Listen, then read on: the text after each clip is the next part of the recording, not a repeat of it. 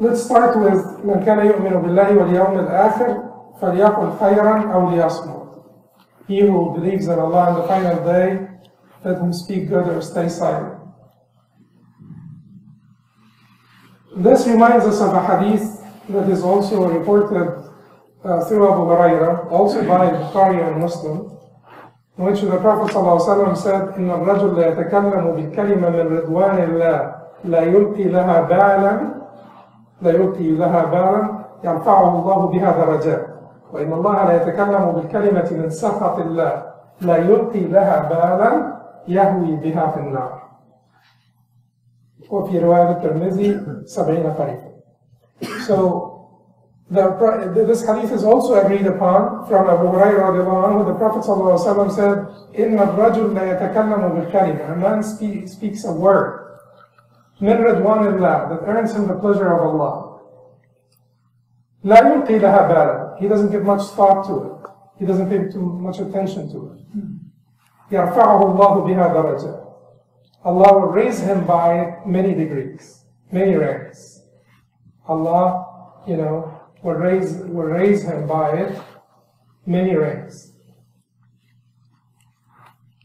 So someone may say, لا يلقي لها بالا. He does not give much thought to it.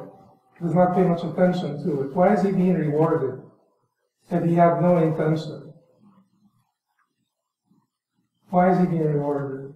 He had no intention. He said, the Prophet ﷺ said, does not give much thought to it. لا يلقي لها بالا. Does not pay attention. Does not give much thought. Let's finish the hadith first. وإن الرجل لا يتكلم بالكلمة من سخط الله لا يلقي لها بالا يهوي بها في النار.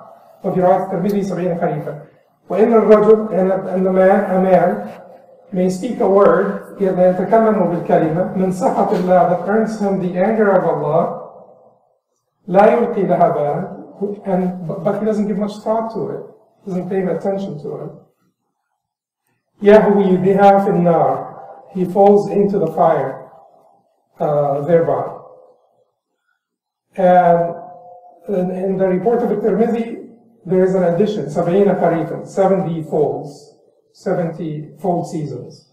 Kharif is the fall, the season. But he means here 70 years. 70 years. 70 kharifan, 70 years. So, but the question is, why is he being rewarded anyway? Don't we know that إنما الأعمال بالنيات, deeds are but by their intentions? There is one verse in the Quran where Allah says, a man speaks not a word except that angels record it. ما يلفظ من قول إلا لديه رقيب عتيد. He does not speak a word except that he will have two angels by him, Raqib, a watcher over him, Atid, a recorder, who records it. Yes, right, but once again, like, why is he being rewarded if he does not pay attention to what he said? If he didn't pay attention, just said it. Because he trained himself to be good until goodness became a second nature for him. He trained himself to speak good until he speaks good as like this is his second nature. He's polite and courteous. He's good, helpful, not offensive, has a second nature. And then if it becomes a second nature, Allah does not punish you by depriving you of reward. You have gotten to a point where goodness became your nature.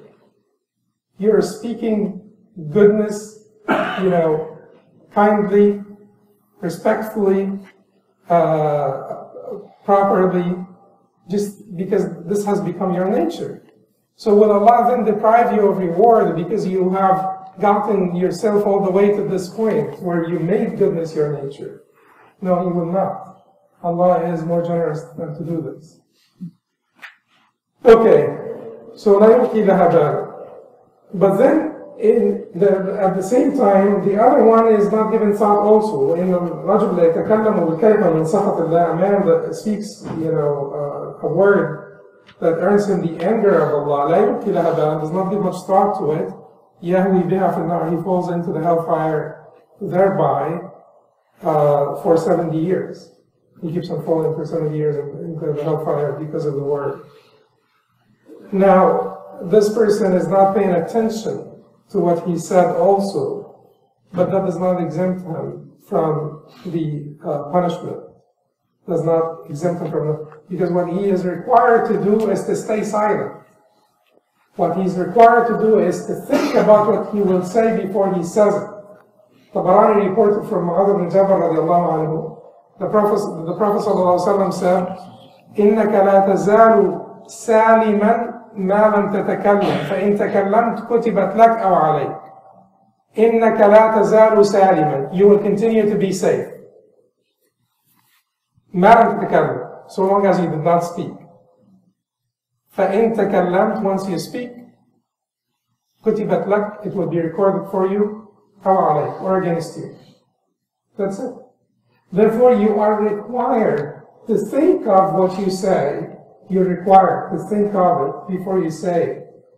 Because oftentimes we have like those little arguments between us, and then you say to your brother or sister or wife or husband or son or daughter or father or mother, I didn't really think much of it. No, you're wrong. You should have thought much of it. You should have thought a lot about it before you spoke. So it is a requirement that you stay silent all the time until you have verified that what you will say would be good. فَلْيَقُلْ خَيْرًا أَوْ لِيَصْمُتْ. That's basically the meaning of فَلْيَقُلْ خَيْرًا أَوْ لِيَصْمُتْ. Let him speak good or stay silent.